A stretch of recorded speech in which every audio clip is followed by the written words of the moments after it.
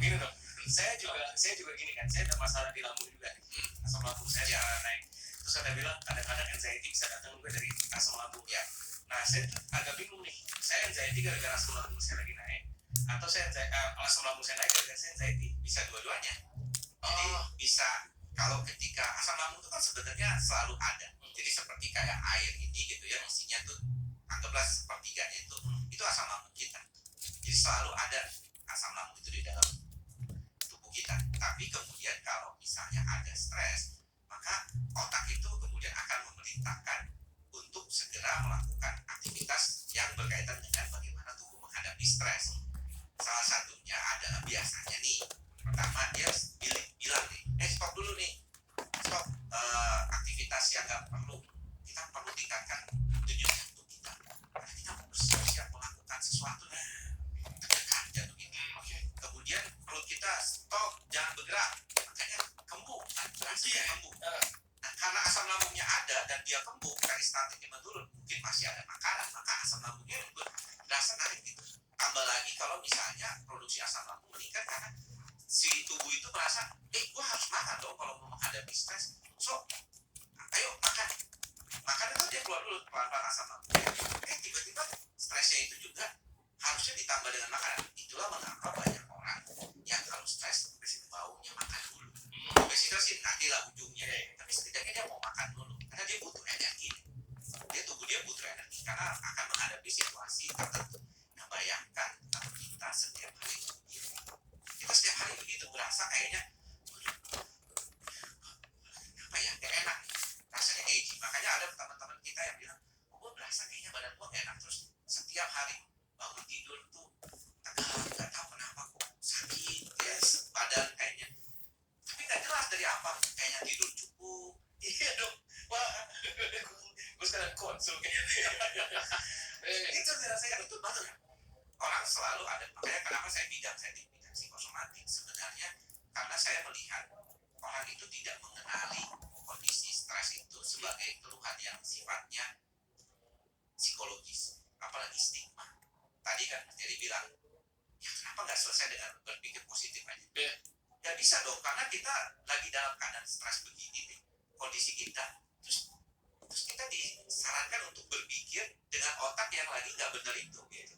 Masa udah tiba-tiba, udah putar aja mindset. Nggak bisa, tapi justru saya gara-gara itu, jadi kan saya sering baca apalagi baca quotes atau segala macam begini, ya supaya buat netralisir itu semua gitu ya, jadi tranquil kan, entah ambil dari buku-buku agama atau dari buku-buku literasi lain ya, atau lain hati. Berarti kan saya udah belajar untuk berpikir positif terus dong ya, saya bisa manage itu menurut saya, tapi itu tetap ada perasaan overwhelmed dan lain-lain yang saya nggak harapin. Kan ini ngapain sih gue pikirin, saya udah nolak itu dong dari gesture saya, gue udah nolak itu, enggak gue pikirin tak bakal jelas segala macam, tapi nanti berhenti lagi kita berasa lagi ya.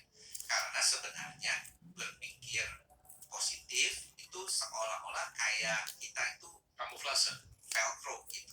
Ya, kalau berpikir negatif itu kayak velcro, kalau berpikir positif itu kayak teflon katanya. Di dalam salah satu buku terkait dengan ini ya, fear gitu ya, dengan bagaimana orang itu bagaimana sih kita bisa membedakan ini cemas yang mengkhawatirkan kita gitu. Karena sebenarnya kita tuh selalu berhadapan dengan bagaimana solusinya gitu. Jadi otak kita tuh selalu kalau ada stres tuh kasih solusi gitu, kasih solusi gimana nih, segera nggak? Nah kalau dia nggak dapat atau nggak ada pengalaman tuh, waduh gimana nih? Nah itu akan menimbulkan kecemasan kan. Jadi ketika kita berhadapan dengan sesuatu yang baru, kita tuh akan stres dulu untuk menandakan bahwa lu harus mikir, lu harus kasih solusi segera untuk hadapi kondisi ini. Kalau enggak, bahaya. Oke. Nah ini menarik. Sebelum saya bahas mengenai apakah LGBTQ itu adalah, kalau saya mau tajam itu dong kalau berkenanya ya. Sebelum kita bahas itu ya, LGBT itu adalah bagian dari memang kadang-kadang pemicunya di anxiety, akhirnya ujung-ujungnya kesana gitu kan, kita nggak tahu kan. Selama ini gue dapat tekanan dari sini, akhirnya gue benci laki-laki, akhirnya yaudah gue kesini aja misalnya dan seterusnya. Cuma mau yang kita bahas itu adalah gini dulu, agak lompat bentar mengenai ODGJ sekarang bilangnya, nggak boleh bilang gila ya. Ya sebenarnya ODGJ ini kan orang dengan gangguan jiwa. Dan gangguan jiwa itu banyak, bukan cuma schizophrenia atau orang yang awam bilang gila. Berarti kita ngobrol berarti schizophrenia dulu ya. Kalau mau bicara tentang itu yang berat, itu ya schizophrenia. Saya dari dulu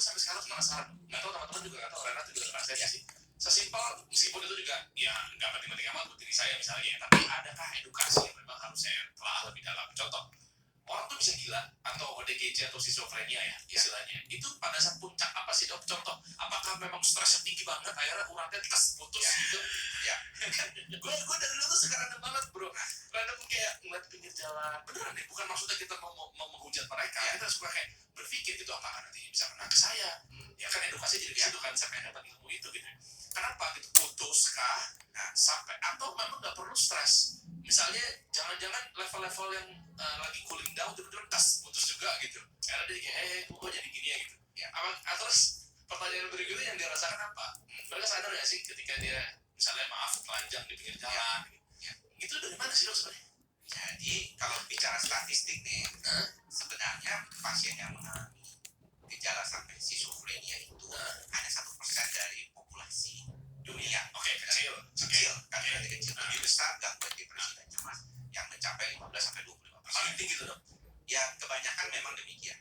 Nah kalau di Indonesia sendiri dari Riskesdas 2012 di data lama memang hanya sekitar 0,7% yang mengalami schizophrenia itu. Nah, proses cara dia kenapa dia begitu gimana?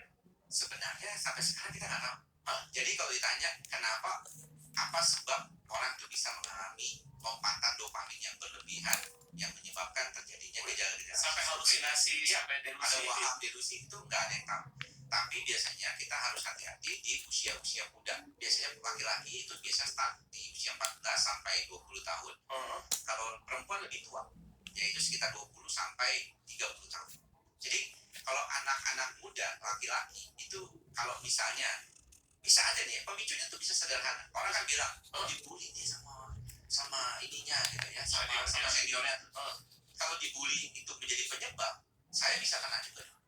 Saya dulu dibully juga, dipalak, ditungguin di depan.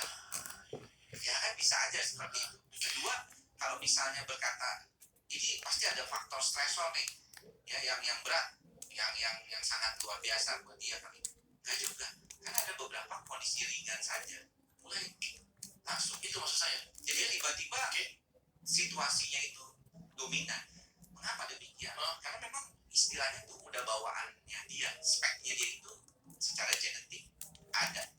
Jadi istilahnya anggaplah kalau dia memang secara genetik nggak ada bawaannya itu, dia mau stres kayak apapun ya paling jadinya cemas atau jadinya sakit lambung atau rasanya badan berdebar-debar gitu kayak enak. Berarti ada genetiknya tuh dia ada. Nah jadi orang bilang aduh gua geli banget nih stres takut gila gitu kan, ada yang ngomong gitu kan.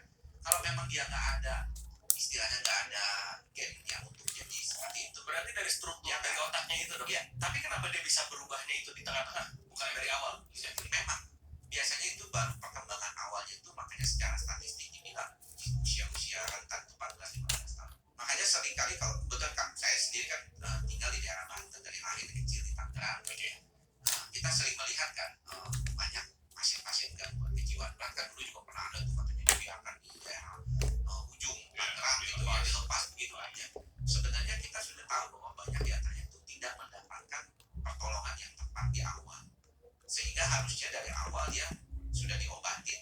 Cuma orang kan mikirnya ini bukan gangguan medis ya, jadi orang mikirnya oh jangan-jangan ini gangguan yang sifatnya lebih ke ya ketempelan setan lah, atau ada masalah berkaitan dengan yang lain gitu. Ini yang mesti diperhatikan. Oke, dokter tadi bilang umur 14 sampai 20 itu pertama kali 14 sampai 20 itu pemicunya lah ya, di umur-umur segitu. pertama kali kena itu di situ biasanya. Nah, itu kan genetik. Artinya kalau kamu udah melewati kayak saya nih, umur 34 tahun, udah melewati fase-fase itu.